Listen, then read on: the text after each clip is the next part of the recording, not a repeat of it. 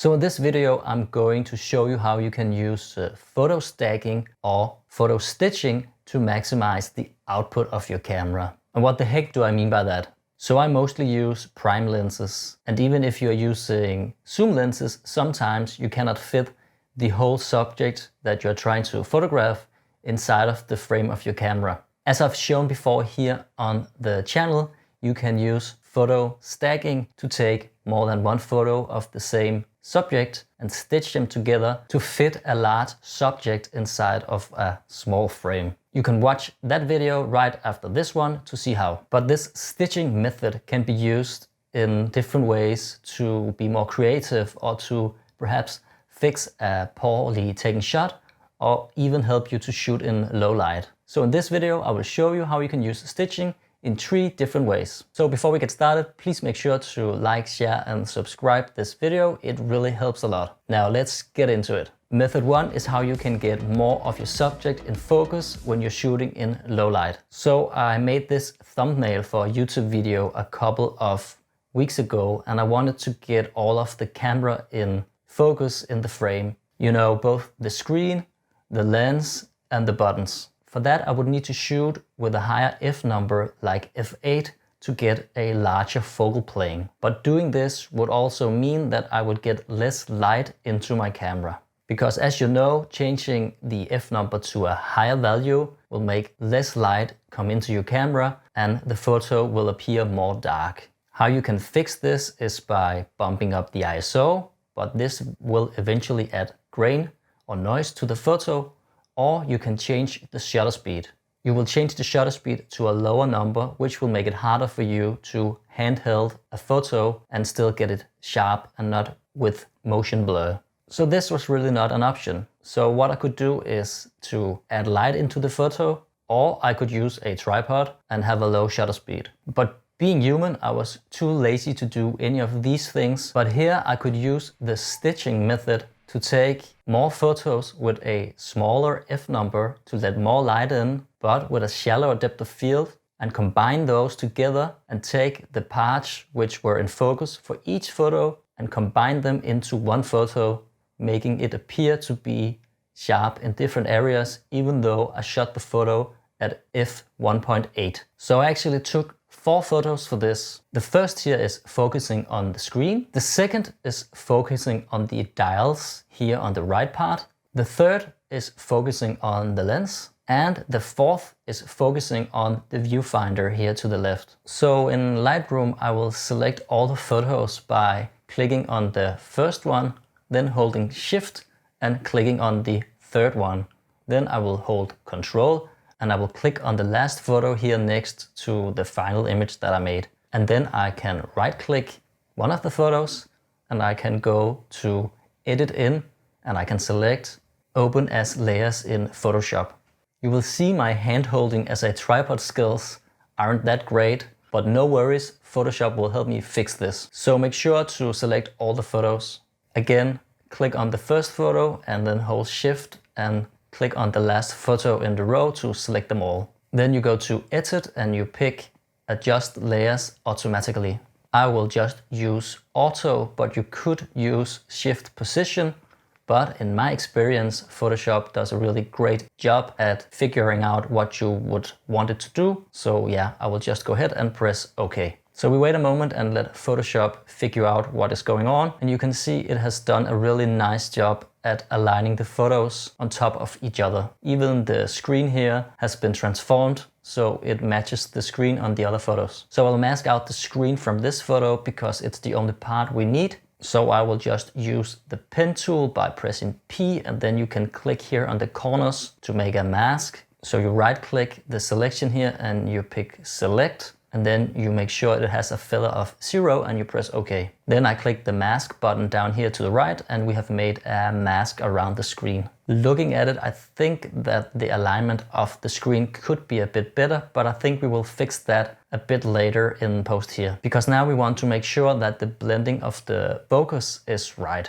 Now we will select the 3 remaining photos and this time we will go to Edit and then we will pick Mix or Blend Layers automatically. So we don't need a panorama here. What we need is to stack the photos. For now, we don't need content-aware fill, so we will just click OK. And as you can see, Photoshop has made a mask for each of the photos, masking out the parts that are not in focus and mixing them together so we get a nice and crispy photo of the camera. So since we're here, let's just go ahead and fix the screen. I will right click here on the mask and I will pick Apply Mask. So we only work with the part of the screen that we actually need.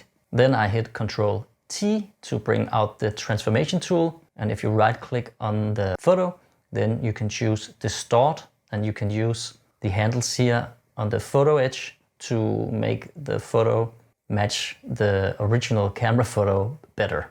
So now I can crop the photo and I can use content-aware fill to fill out the edge here on the right if I need to.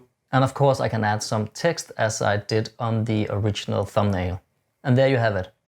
For the next example, I more or less fixed my own mistakes when shooting these photos. As you might have seen, I was out shooting in the pouring rain and I took these photos of the UCL Bike Trail Championship here in Copenhagen. If you haven't seen this video, I think you should, because there's a lot of great photos in this photo walk. Also make sure to stick to the third example in this video, because here I will show you a more creative way to use stitching, where you can get a wide shot with a telephoto lens and you will get a different kind of look on your photo. So as you can see with these photos I took in Copenhagen here, the best one of the series here is really the one where I'm missing a part of the front wheel. There's also this photo here with the whole subject in the middle of the frame, but he's not one-wheeling, so it's not that cool.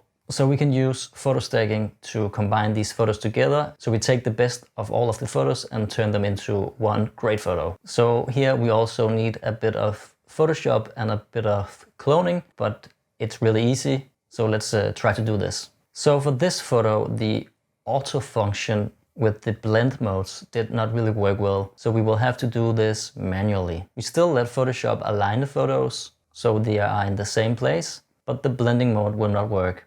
So I already aligned the photos, and now we will add a mask to each photo, and I will paint on the mask with black to hide what's on the photo, or I can press X and use white as my foreground color, and I can paint on the mask to reveal what's on the photo. And I make sure to use a soft brush for this, so I don't get any hard edges. So if you find any areas that do not overlap that well, like here where there is a hand, you can try to use content-aware fill to see if that fixes the photo, or you can use the clone tool to try to fix this. In this video I will use the clone tool because it works the best. Just make sure to make a new layer, because this way you will not destroy the photo that you're working on, and you can always go back and change something if it didn't work out well. For the wheel, it's almost the same process as when we masked out the screen in the last example. So I will find a photo where the wheel is showing the best, and I will use the lasso tool to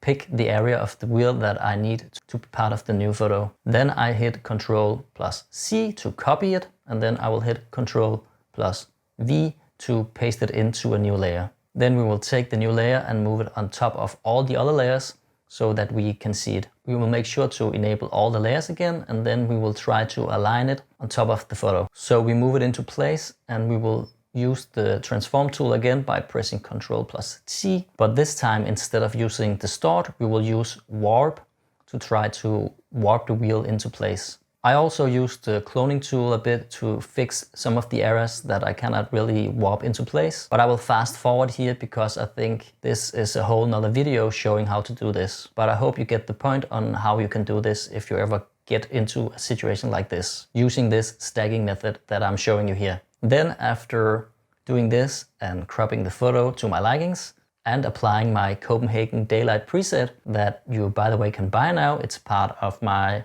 preset pack with 15 great presets that I have made here in Copenhagen.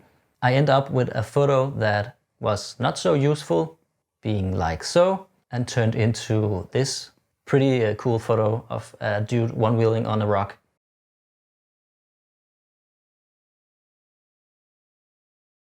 The third option is a more creative way to use stacking. And here we will use a lens with a longer focal length and take several photos and turn the photo into a wide angle looking kind of photo. By doing this, we get the look of a longer and compressed lens, but with the view of a wider angle lens. And this is a different look than what you usually see, so it makes an interesting photo, I think. So this time I will shoot in vertical mode, and I will take one photo with the main subject in focus. When you do this, you can take more or less photos to enhance the effect. But I think at least you need to take 8 more photos than the one you began with.